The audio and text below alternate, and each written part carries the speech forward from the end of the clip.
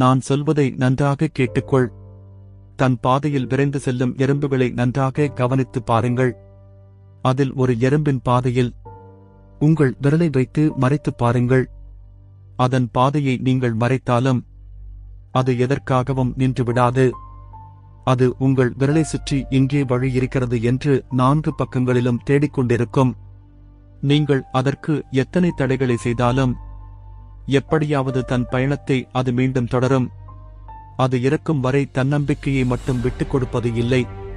அது மட்டுமின்றி நீங்கள் சிறு புல்லை பறித்து அதன் வேர்களை பாருங்கள். உற்சாகத்துடன் நிலத்தின் உள்ளே ஆழமாக சென்று செடிகளை எவ்வாறு வலிமைப்படுத்துகிறது என்று உங்களுக்கு புரியும். உலகில் வாழும் எல்லா உயிர்களுக்கும் சலிப்புத்தன்மை என்பது கிடையாது. ஆனால் மனிதர்களின் மனதில் மட்டும்தான் எரிச்சலும் சலிப்புத்தன்மையும் அவநம்பிக்கையும் கொட்டி கிடக்கிறது.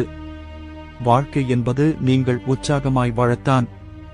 நீங்கள் எடுக்கும் முடிவைக் கண்டு நீங்களே அது தோல்விதான் என்று நினைத்து உற்சாகம் இன்றி எரிச்சலோடு செயல்படுவதே உங்கள் தோல்விகளுக்கு முதல் வழிவகுக்கும். என் அன்பு குழந்தைகளே, உங்கள் எண்ணத்தில் தெளிவும் மனதில் துணிவும் கொண்டு தெளிந்த சிந்தனையுடன் மனதை ஒருமுகப்படுத்தி செயல்பட்டால் நீங்கள் அடைய விரும்பும் இலக்கை உங்களால் மிக சுலபமாக வென்றிட முடியும். அதனால் முழு கவனத்தோடு சிந்தித்து செயல்படுங்கள். நல்லதே நடக்கும். ஓம் சரவண பவ.